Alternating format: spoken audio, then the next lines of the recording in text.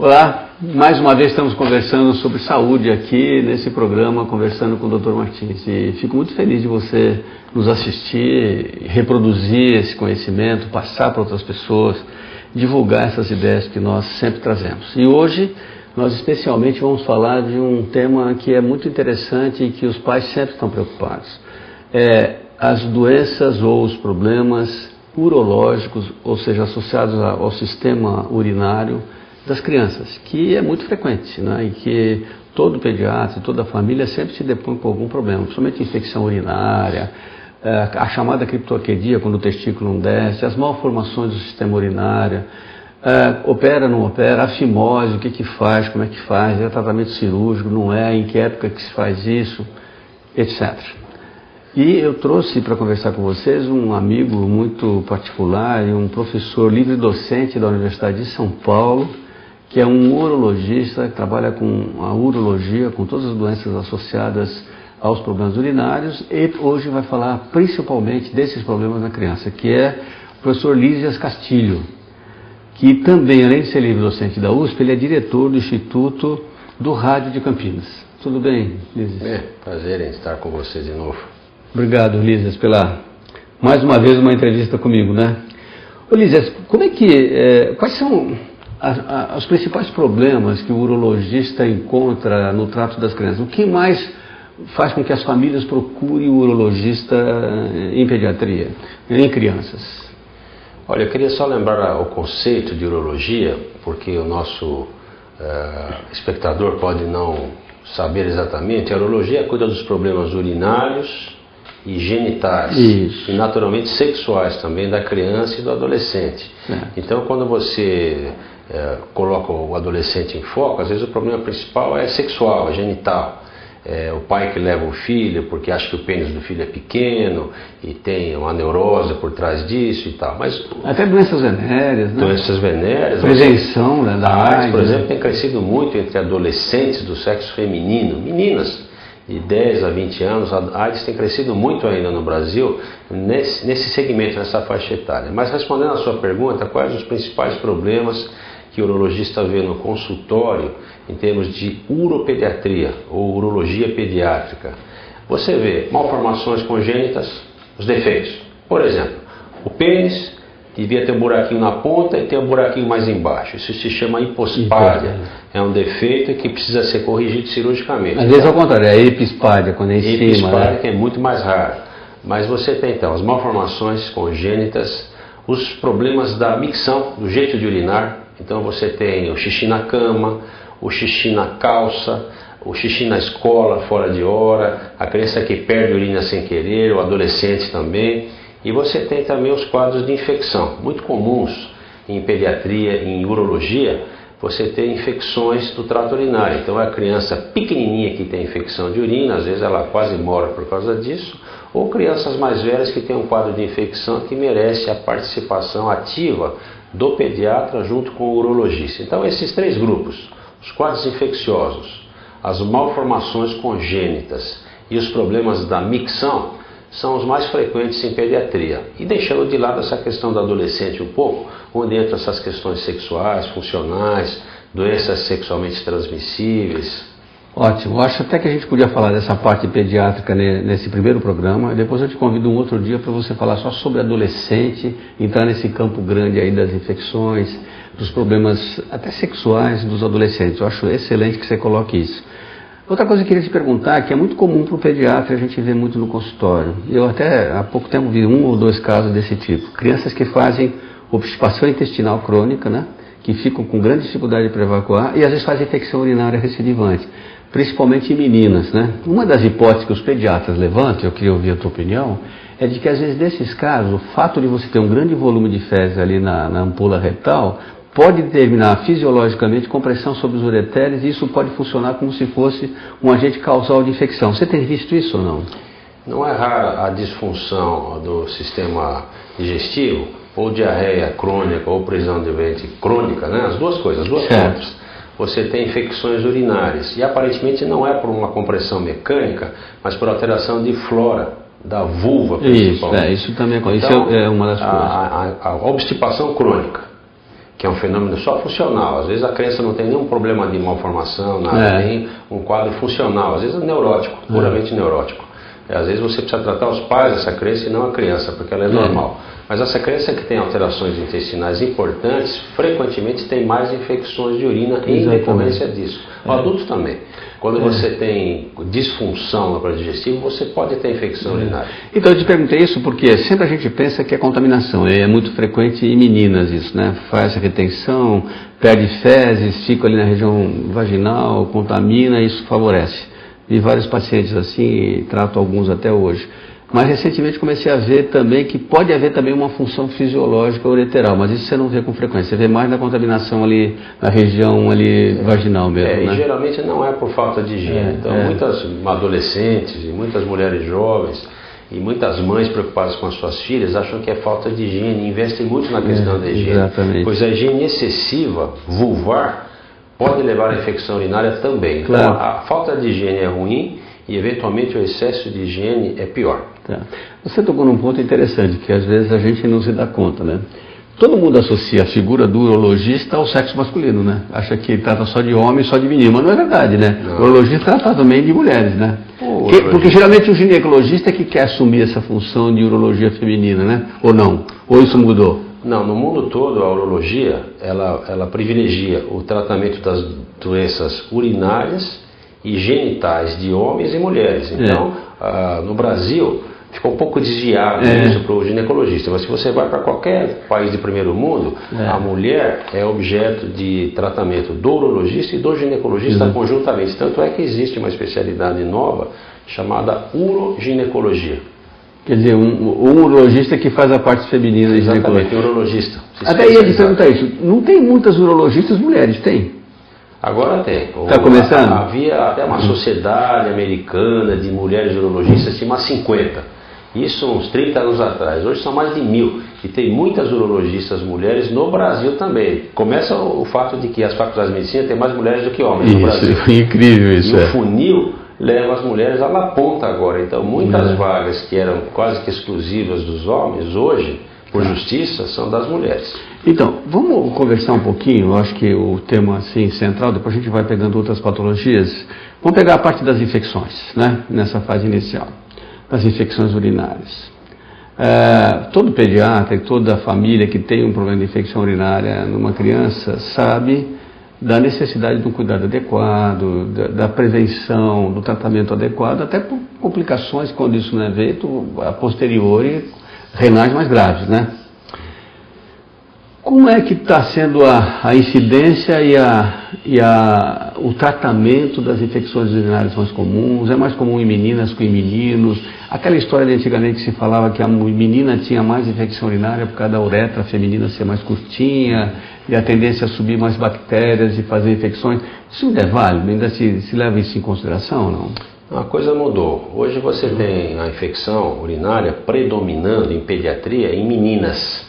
Exceto no período neonatal. No comecinho da vida, o menino tem mais infecção do que a menina, mas no conjunto, a menina é vítima mais frequente da infecção de urina. E a infecção de urina, ela geralmente cai na mão do pediatra, do pronto-socorro, em primeiro lugar, ou do pediatra do consultório ou do pronto-socorro. E o pediatra deveria fazer o seguinte, tratar, e ele sabe tratar corretamente a infecção e depois encaminhar para um urologista, na primeira infecção. Porque há um conceito errôneo que vem do passado de que as infecções de urina podem ser tratadas como acidentes numa primeira oportunidade. Numa segunda infecção você encaminharia para a investigação. Isso foi totalmente desmentido já há umas 3 décadas atrás. Qual que é o correto hoje? O pediatra trata a infecção de urina, encaminha para um urologista para investigar malformações e disfunções. Por exemplo, um defeito na saída do rim chamado estenose de junção, que é extremamente frequente, refluxo da bexiga para os rins, chamado refluxo vésico-ureteral, mais frequente ainda. Há crianças que têm uma bexiga anatomicamente normal, mas que têm altas pressões e desenvolvem uma disfunção miccional. Seja qual for o caso, a incidência de achados patológicos numa primeira peneirada, numa primeira investigação, é muito alta, chega a 50%. E alguns desses casos são cirúrgicos. Então a mensagem que eu dou para os que nos ouvem é que uma criança com infecção de urina, recém-nascida, 5 anos de idade, 10 anos de idade, 15 anos de idade, um adolescente, não importa. A primeira infecção deve ser investigada. Como? Com exames de imagem. Exames de imagem, ultrassom, radiografia, tomografia, uretrocistografia, vários exames de imagem mais sofisticados hoje que permitem um exame relativamente confortável e com altíssima precisão diagnóstica. Então os pediatras, como estão no front, recebem a criança em primeiro lugar, devem ter aquela luzinha vermelha na cabeça. A infecção de urina é igual à investigação urológica. Acho isso excelente, eu entendo isso perfeitamente bem e a minha vida pediátrica me mostrou isso com muita frequência, né? Com várias crianças que a gente via com infecção urinária e que acabavam realmente tendo como diagnóstico final um problema, às vezes, de malformações, principalmente um refluxo vésico-ureteral importante, ou seja, quando volta da bexiga para o rim e fica essa urina retida, né? Que é uma coisa que as famílias às vezes precisam saber, é que o esforço urinário, a pressão de você urinar, quando você não tem bem funcionante essa relação bexiga-ureter, você pode voltar a urina, né?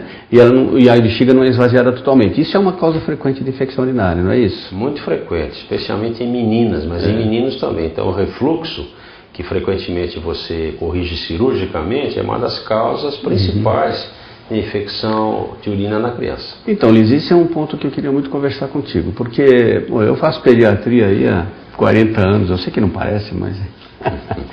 Eu me lembro ano passado que quase sempre, a gente diagnosticava infecções urinárias recidivantes, mandava para o urologista e eles operavam. Faziam o reimplante de ureter, faziam aquele túnelzinho do ureter na parede vesical, tal, para tentar fazer um reforço e não favorecer o refluxo. Depois eu percebi que com o tempo, os próprios urologistas começaram a não operar essas crianças precocemente, começaram a fazer aqueles tratamentos de manutenção de 1 ano tomando antibiótico em doses pequenas, constantes, para tentar deixar a criança sem infecção urinária. Eu vi isso várias vezes, eu tinha alguns pacientes até de São Paulo que vinham aqui, o pessoal de São Paulo fazia isso e tal. Não, então a questão é essa, você acha que essa mudança de atitude, de diminuir o número de cirurgias que se fazia de rotina no passado, e eram cirurgias grandes, abertas, né, que entravam lá na ureter e tal, mudou essa perspectiva? Quer dizer, esse tratamento conservador de manter a criança 2, 3 anos tomando medicação, às vezes se usa cefalosporinas, né, de ação uma vez ao dia, em doses pequenas, às vezes 1 ano tomando essa medicação, a criança realmente fica sem infecção, ou pelo menos aparente. Isso visa o quê? Esperar um tempo da criança crescer, ficar maior para depois operar? Ou é um tempo de amadurecimento e que geralmente depois você tira esse antibiótico e resolve? Como é que você está vendo essa questão? Essa é uma pergunta muito boa, porque se você olhar na história mais recente da uropediatria, né, que não é tão antiga assim, é coisa dos anos 70, quando pegou fogo a uropediatria, 70 e 80, nessas décadas se operava muito refluxo. Refluxo é igual a cirurgia. Eu vi, assim, dezenas de crianças na minha clínica que mandavam operar. E hoje eu via que eles faziam tratamento conservador. Né? Você tem razão, mas nós fizemos isso por ignorância. Porque se acreditava que o refluxo era uma entidade estática, uma vez diagnosticada, tem que corrigir cirurgicamente. Como o índice de sucesso era um número muito próximo de 100%, e ainda é, então se operou demais. O que acontece é que com o acúmulo do conhecimento se verificou que o refluxo é uma questão dinâmica. E muitas crianças que quando crescem em estatura, crescem longitudinalmente, melhoram a situação do implante dos uretérios na bexiga e saram. Ou seja, o tratamento conservador cresceu muito nos anos 80, 90 principalmente, porque se descobriu, ao longo da observação da história natural do refluxo, e que muitas cirurgias seriam totalmente desnecessárias. Por quê? A natureza cura a maioria dos refluxos de grau 1, 2 e 3. O urologista participa mais dos refluxos graus 4 e 5, porque são 5 graus.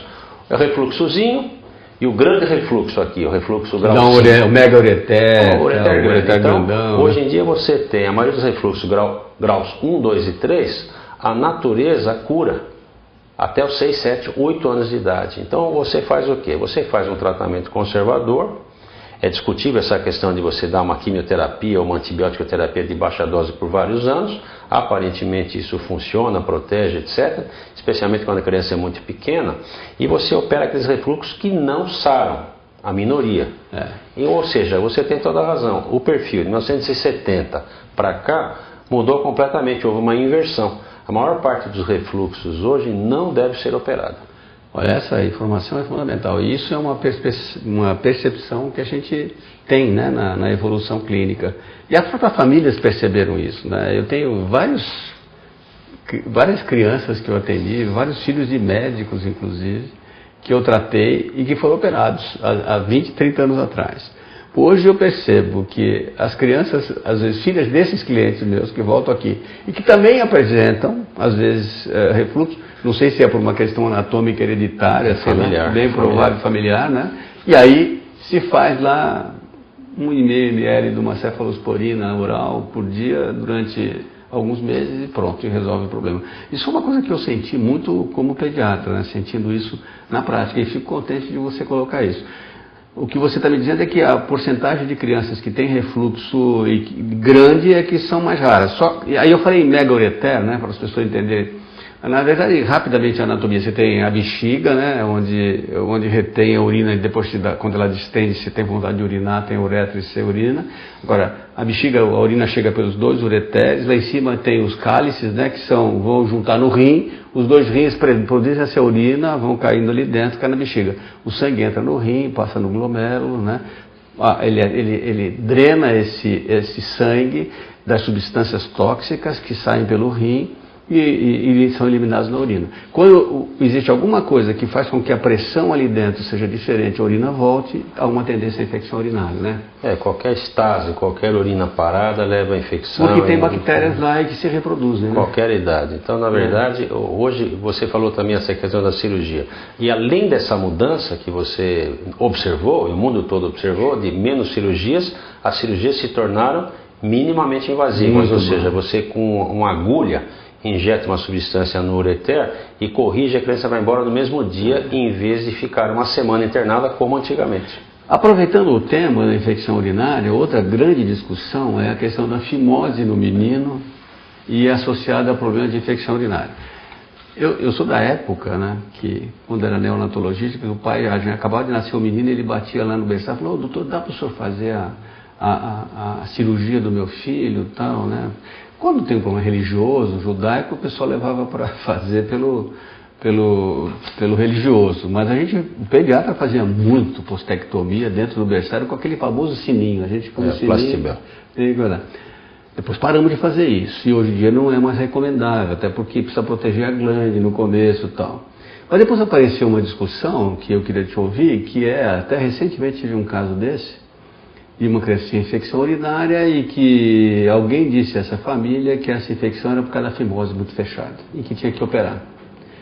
Aí ela me procurou porque tinha a história de você usar aquele creme lá, né, vou dar o nome comercial, mas é um creme com uma enzima e com corticoide que descola a pele e favorece É verdade? Tem uma relação em meninos de infecção urinária com fimose muito apertada? Os americanos provaram que existe uma correlação, no primeiro mês de vida, entre a infecção de urina e a presença do prepúcio, a fimose. Então, por isso que os meninos têm mais infecção de urina, supostamente, no primeiro mês de vida, e nunca mais os meninos têm infecção em número tão grande como as meninas. Mas, na verdade, a própria Academia Americana de Pediatria condena o intervencionismo americano, ou seja, os americanos operam 90 a 95% dos seus homens, fazem a circuncisão, fazem a chamada postectomia. Os ingleses operam aproximadamente 10% dos seus homens, ou seja, há uma superindicação nos Estados Unidos que é condenável inclusive do ponto de vista da Academia Americana de Pediatria, que é muito forte lá. E da ética, né? E a questão do arrependimento, existe até a cirurgia dos arrependidos. Um cirurgião plástico americano bolou uma técnica de botar o prepúcio de volta na vida adulta dos insatisfeitos, que não são poucos. Então, na verdade, há um exagero na indicação de cirurgia de fimose, e o Brasil reflete um pouco da cultura americana. O Brasil está mais para os Estados Unidos do que para a Europa. Então nós, no Brasil, operamos demais. Você sabe que eu parei de fazer qualquer coisa desse tipo e resisto ao máximo na indicação de fimose. Inclusive tenho tentado ajudar a mãe, principalmente em crianças um pouco maiores. Você acha que funciona esse creme aí? Ajuda a soltar o prepúcio? Esses cremes, eles soltam o prepúcio que vai soltar. E não soltam, os que não soltam, não soltam. Então, na verdade, o que o creme faz? Ele diminui a aderência à bala no prepucial naquela criança que, na verdade, não tem fimose. Ela vai sarar de qualquer jeito. Então, pessoalmente, eu não receito. Eu acho que essa história dos exercícios que a mãe faz, o pai faz, também não recomendo, porque a natureza cura por meio das ereções. E quando você tem a estatística do seu lado, ou seja, a natureza vai resolver 90% dos casos, qualquer coisa que você fizer vai aparecer como milagrosa. Exatamente. Não, e uma coisa que eu aprendi com você, alguns clientes meus que você viu me disseram, você não gosta que faça o exercício porque machuca ali, faz uma fibrose e piora, né? Dá o que a gente chama da parafimose, aquele anel que comprime a glande, que é muito pior, né? Que às vezes é uma emergência, né? E vejam, um bebê, ainda ao redor de 6 meses de idade, começa a ter ereções. Muitas vezes por dia e pelo resto da vida, enquanto ele tiver saúde. E essas ereções curam a criança. Quando você tem só 10% de chance disso não dar certo, você opera os 10%. Quando? 7, 8 anos de idade. Essa seria a minha recomendação. Mesmo quando você tem um frênulo muito curto que faz a envergadura da glande, que fica presa, e quando você faz assim, você dá tira o freio.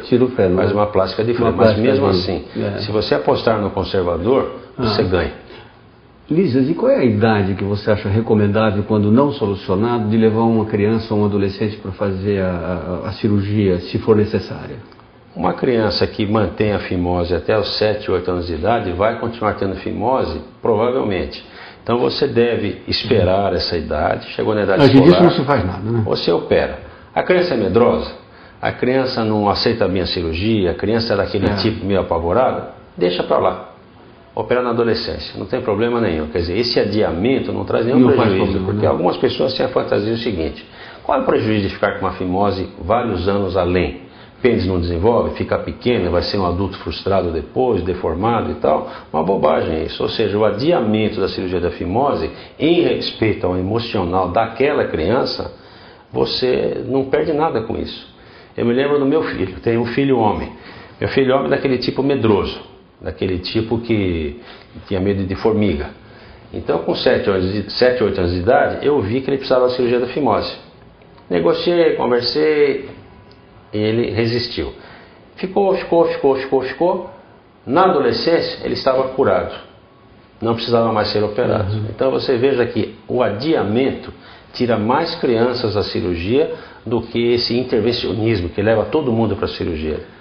E outra coisa importante também, nessa linha genital ainda, que são coisas que são muito parecidas e que, saindo um pouco da infecção urinária...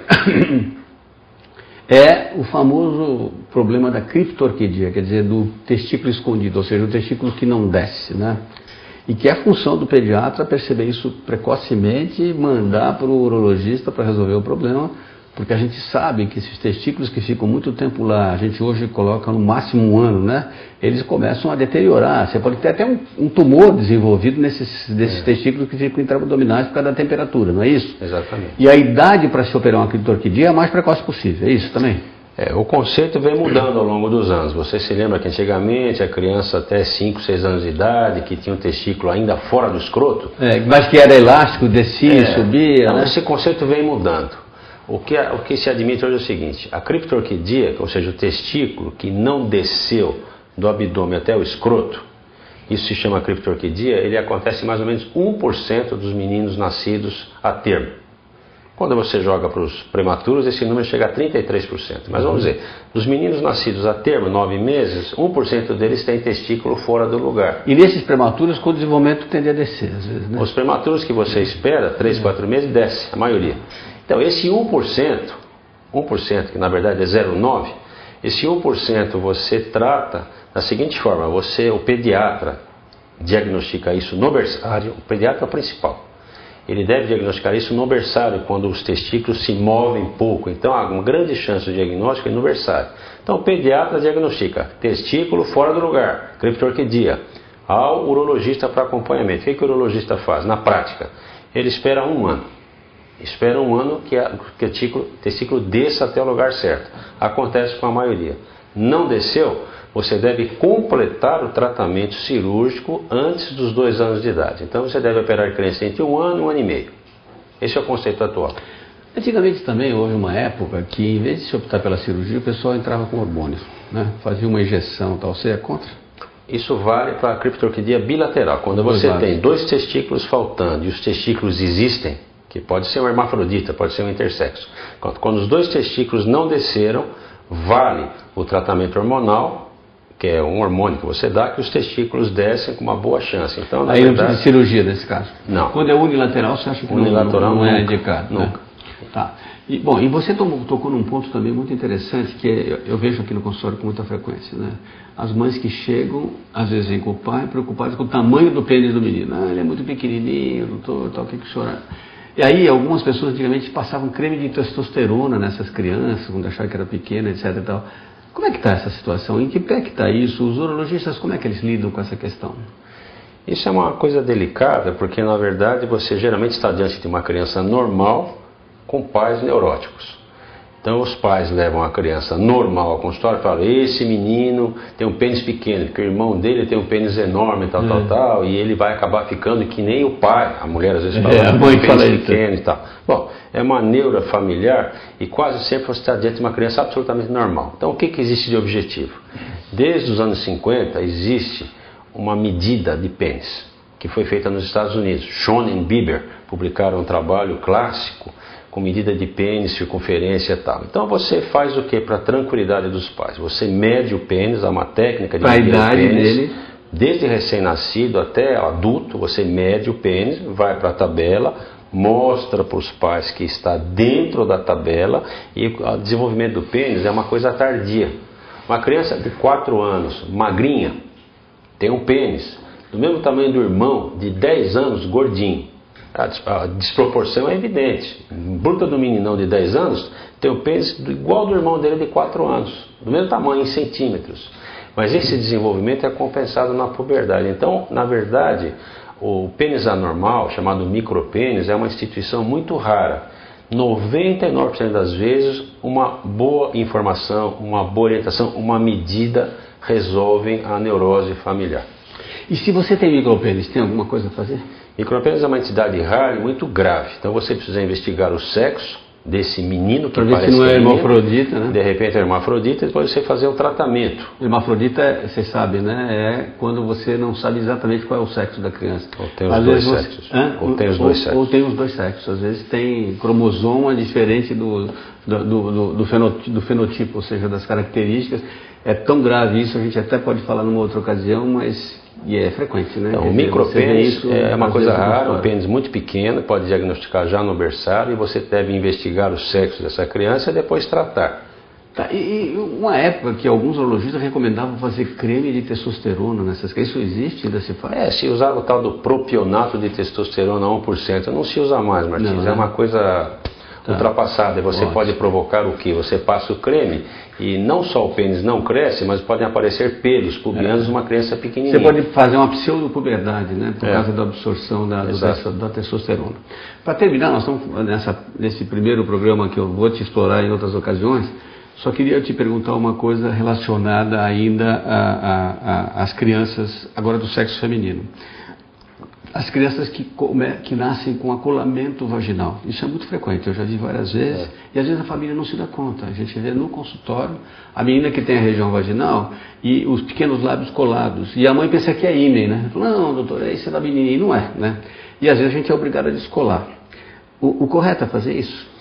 Você pode observar e depois descolar delicadamente no consultório, passar cremes. Às vezes a gente usa um creme com pode usar um creme de estrógeno, você pode usar cremes hormonais, mas o acolamento dos pequenos lábios, você deve tratar, acompanha primeiro e depois trata, mas isso aí normalmente também cai na mão do pediatra, que às vezes precisa de um ginecologista especializado em crianças. Não, e é muito frequente nessas meninas, quando a menina urina e está colado, ela só tem um buraquinho em cima, a urina fica retida dentro da região vaginal, o que dá vulvaginite, dá irritação, da infecção urinária. Então, às vezes, você tem que realmente abrir isso. Às vezes eu faço isso no consultório com cotonete, com cremezinho e tal, mas é relativamente frequente. Às vezes você vê isso até no berçário já. Mas também tem um tabu que nem sempre, isso é uma coisa que eu falo para os residentes, para os médicos pediatras que estão começando, há uma certa resistência em examinar o genital das crianças, né? E há parece que a mãe fica meio assustada, tal. Então você precisa explicar para a família que você vai ver isso, você vai fazer e tomar uma providência, né?